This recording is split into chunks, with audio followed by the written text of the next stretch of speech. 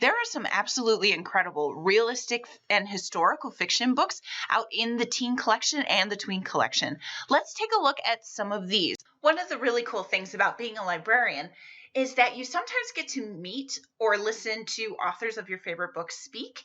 And in this case, I got to listen to Alicia D. Williams, who wrote Genesis Begins Again. Her book talk completely made me want to read this book, and I loved it. So basically, Alicia D. Williams was a teacher, and one day this character just came to her and she said, you know what, you need to write my story. And so she did.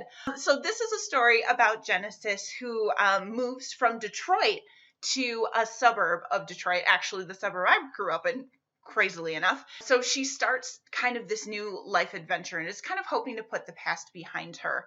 This is a really awesome book for people who love character-driven stories.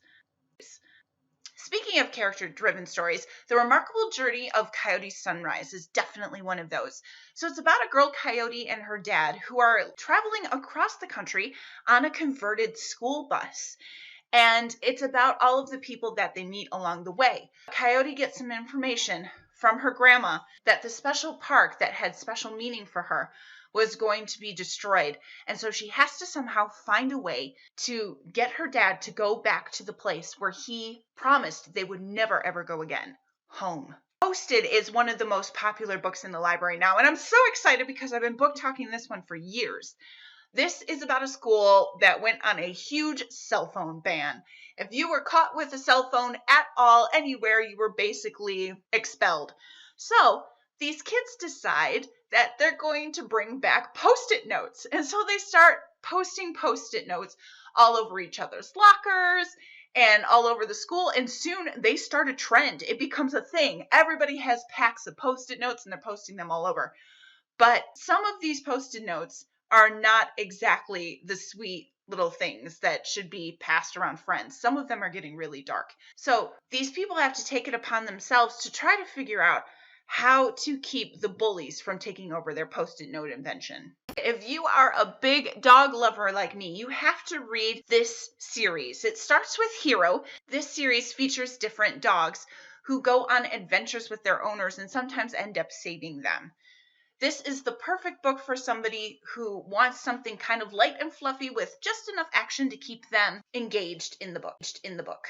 Speaking of animal books, Hoot is another really awesome series to read. So this is by one of my favorite authors, and it stars a couple kids who are trying to save this little wetland that is home to all of these cute, adorable owls. And they're trying to save it from this company that's going to turn basically all that land into a restaurant. So of course they do some things that are pretty cool and some things that might get them in a little bit of trouble trying to save these owls. I'm Lexi. I am a 12th grader at Heartland High School. The book I'm recommending is called Between Shades of Grey, but also known as Ashes in the Snow by Ruta Sepetys. This is based off of a girl during the Soviet Union, also known as the Cold War, when her family and her were taken by the Soviet Union and how she survived going through that. And a fun fact about this is a book that I read during 7th grade in Mr. Service's class. I hope you enjoy. Another really great book that I recommend all the time is Front Desk. This is the story about a girl whose parents take over a motel, and one day a car is stolen from their parking lot. So she has to figure out who stole the car, because otherwise her parents are going to be blamed for it. So there's a little bit of mystery in here, but it's all about the crazy people that live in this motel. And it is a fun book. Another book that I really loved is called Focused. This is the story about a girl who just cannot focus on anything, not her schoolwork, not any after-school activities. She just has a really hard time keeping her brain in one place. And she's diagnosed with ADHD. So this is a really interesting book to read if you know somebody who has ADHD and you want to understand them a little bit better, what it's like inside their minds. This is a really awesome book. Last book that I have to talk about is The Crossover. Okay, so this author, Kwame Alexander, is one of the biggest authors out there right now. He is one of my personal favorite authors.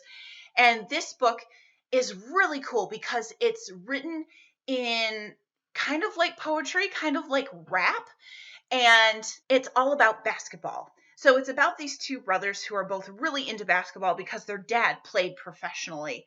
When something happens to their dad, they kind of look to basketball to help get them through it. It's really fast paced, tons of action in it, and it made me appreciate basketball in a way I've never appreciated it before. And it will make you love basketball. This is a must read for anyone who is an athlete because you'll just get it. You will get these brothers and you will get why they are so obsessed with basketball. For more awesome book suggestions, go to www.cromaine.org. That's the Cromaine Library website, or check out the Teen Blog, which has tons and tons more reading recommendations. This has been Carolyn from Cromaine Library.